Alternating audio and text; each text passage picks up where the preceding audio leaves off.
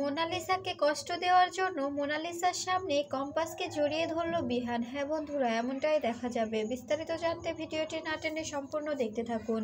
গল্পের শুরুতেই দেখা যাবে অভিজ্ঞান বাবু বিহানকে প্রশ্ন করলে তখন বিহান বলতে থাকে, আপনার নাতনি এত বড় একটা অপরাধ কি করে করলো? ওর মাথায় নাকি কোনো বুদ্ধিই নেই, ওর মাথায় তো কোনো ব্রেনই নেই, ও পড়াশোনায় এতটাও ভালো না, কিন্তু এসব বুদ্ধি তো ভালোই পারে, এগুলো বুদ্ধি কি করে পারে ও? তখন অভিজ্ঞান বাবু বলতে থাকে, তুমি কিন্তু এভাবে আমার নাতনির বিষয়ে কথা বলতে পারো না। তখন দেখা যায় বিহান বলতে থাকে, কেন পারি না? অবশ্যই বলতে পারি। আপনার নাতনিকে আপনারা ভালো শিক্ষায় বড় করতে পারেন না? এভাবে এরকম নিচু শিক্ষা এরকম মন মানসিকতা কেন তৈরি করেছেন ওর? ওর তো ভবিষ্যৎটা নষ্ট হয়ে যাচ্ছে। আপনারা কি বুঝতে পারছেন না? ওর ভবিষ্যৎটা তো আপনারাই নষ্ট করছেন। তখন অভিজ্ঞান বাবু বলতে থাকে, তুমি কিন্তু এবার বেশি বেশি বলে ফেলছো। তখন দেখা যায় বিহান বলতে থাকে, আমরা বেশি বলছি না, এখন বলবো। আপনার নাতনিকে ও ওর সঙ্গে এই কাজে যে যে জড়িত ছিল আমরা সবাইকে রাস্টিকেট করব। ওর সঙ্গে এ কাজে যারা যারা ছিল সবাইকে মা রাস্টিকেট করে দিয়েছে, আর আপনাদের ডেকে এনে সবটা বুঝিয়ে দেওয়া হবে। তখন দেখা যায় অভিজ্ঞান বাবু বলতে থাকে, তুমি কিন্তু ভুলে যাচ্ছ যে তোমার বাবার সঙ্গে একটা ফ্রেন্ডশিপ আছে, আর আমার নাতনি এভাবে মৃত্যুর সঙ্গে লড়াই করছে, আর এই সময় তুমি ওকে রাস্টিকেট করার কথা বলছো। তখন দেখা যায় এইদিকে ঋতুজা কাঁদতে থাকে আর বলতে থাকে, জানি না ওইদিকের কি অবস্থা, মেয়েটা এখন কীরকম আছে, কীরকম অবস্থায় আছে, আমি কিছুই জানি না। এরপরে দেখা যায় মাহি ও মাহির ভাই আসে মোনালিসাকে দেখার জন্য হসপিটালে যাবে। ঠিক তখনই ঋতুজা বলতে থাকে, কি ব্যাপার, তোমরা কোথায় যাচ্ছ? দুজনে এভাবে বেরিয়েছো কেন এত রাতে?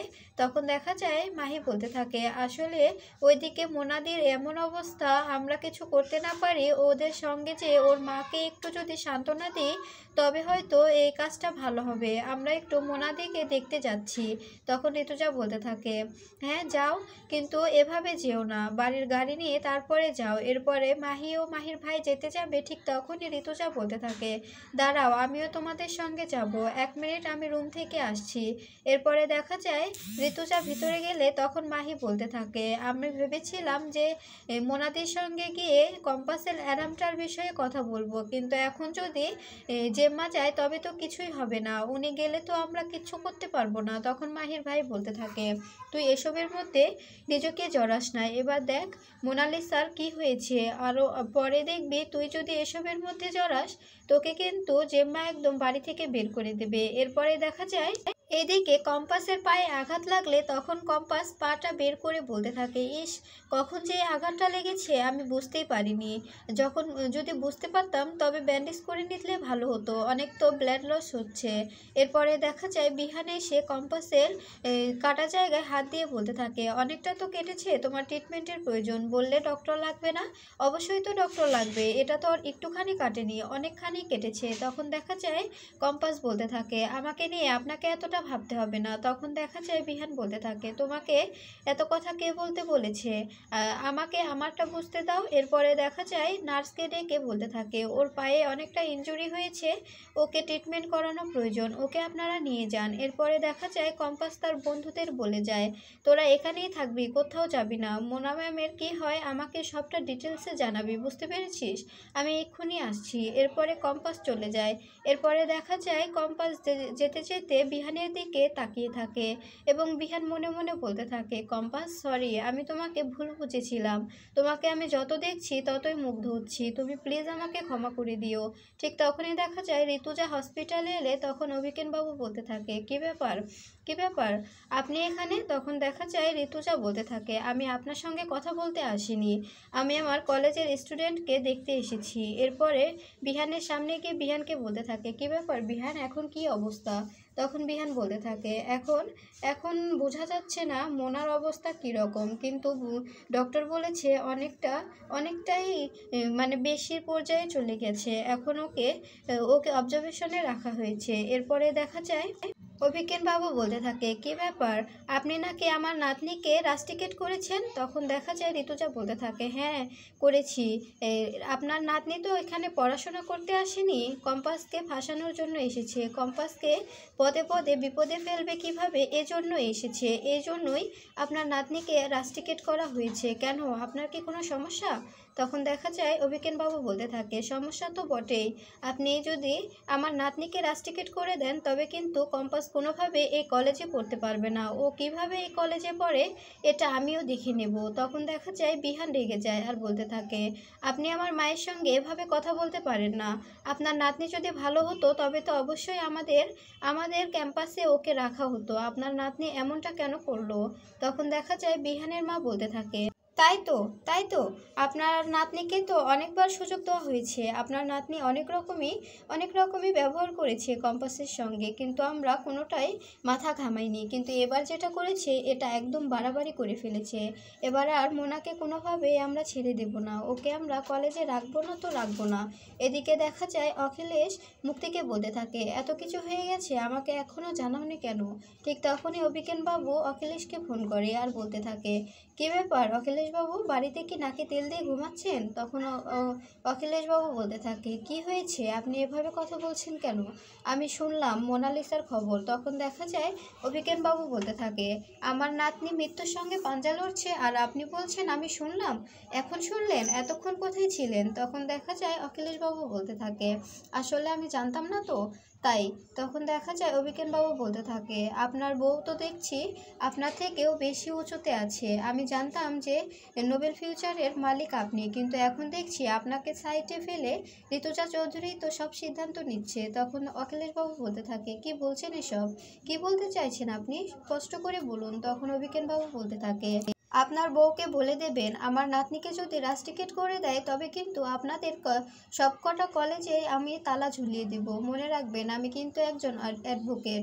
আমি কিন্তু আমার নাতনিকে রাস্টিকেট করে দিলে আমি কিন্তু আপনাদের কলেজের নামে কেস করব। এই জন্য কিন্তু আপনাদের সবকটা কলেজেই তালা পড়ে যাবে, মনে রাখবেন। তখন দেখা যায় অখিলেশবাবু বলতে থাকে, আপনি কিন্তু এবার বাড়াবাড়ি করে ফেলছেন।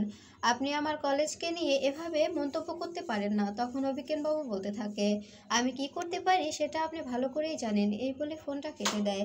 এদিকে দেখা যায় কম্পাসকে ট্রিটমেন্ট করতে শুরু করে। এরপরে দেখা যায় কম্পাসের শরীর আস্তে আস্তে খারাপ হতে শুরু করে। এরপরে ডক্টর বলতে থাকে, ওনাকে কোনোভাবে ঘুমোতে দেবেন না। উনি যদি ঘুমিয়ে পড়ে তবে কিন্তু অনেক বিপদ হয়ে যাবে। তখন দেখা যায় কম্পাসকে নার্স বারবার বলতে থাকে, প্লিজ আপনি ঘুমাবেন না, একটু চোখ খুলে রাখার চেষ্টা করুন। এরপরে দেখা যায় ডক্টর বলতে থাকে, কোনোভাবেই যেন দেখবেন উনি যেন ঘুমায় না। উনি ঘুমালে কিন্তু অনেক বড় বিপদ হয়ে যাবে। অনেকক্ষণ পানির মধ্যে ছিল, আবার অনেকটা ব্লাড লস হয়েছে, তো এই কারণে ওনার অনেক ক্ষতি হয়ে গিয়েছে। ওনাকে কোনোভাবে ঘুমোতে দেওয়া যাবে না। আর আপনি ইঞ্জেকশনটা রেডি করে ফেলুন। এরপরে দেখা যায় কম্পাস পড়ে যেতে লাগে। ঠিক তখনই বিহান দৌড়ে এসে কম্পাসকে জড়িয়ে ধরে। এরপরে ঋতুজাও কম্পাসের কাছে এসে কম্পাসকে বলতে থাকে, এই কম্পাস, তুই এমন হয়ে যাচ্ছিস কেন? প্লিজ চোখ খোল। তখন দেখা যায় ডক্টর বলতে থাকে, ওকে প্লিজ চোখ খুলে রাখার চেষ্টা করতে বলুন। ও যেন কোনোভাবে ঘুমিয়ে না পড়ে। ও যদি ঘুমিয়ে পড়ে তবে কিন্তু অনেক বড় বিপদ হয়ে যাবে। ঘুমিয়ে পড়লে আমাদের আর করার কিছুই থাকবে না। অনেকটা ব্লাড লস হয়েছে, তো ক্ষতটা দেখা যাচ্ছে অল্প, কিন্তু ভিতর দিয়ে অনেক বড় ক্ষত হয়ে গিয়েছে। মনে হচ্ছে ধারালো রড জাতীয় কিছু ঢুকে পড়েছিল।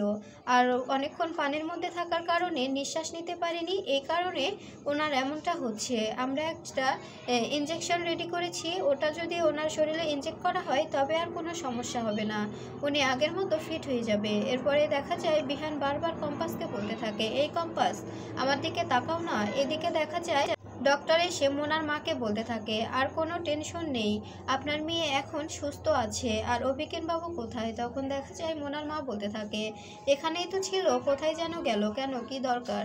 তখন ডক্টর বলতে থাকে, আসলে ওনাকে বলে দেবেন আমরা একটা ইনজেকশন দিয়ে দিচ্ছি ওকে, ও এখন পুরোপুরি সুস্থ, আপনারা চাইলে ওকে বাড়িতে নিয়ে যেতে পারেন। এদিকে দেখা যায় আস্তে আস্তে মোনালিসার জ্ঞান ফিরতে থাকে। এরপরে জ্ঞান ফেরা মাত্রই মোনালিসা বিহান ও কম্পাসের কথা ভাবতে থাকে।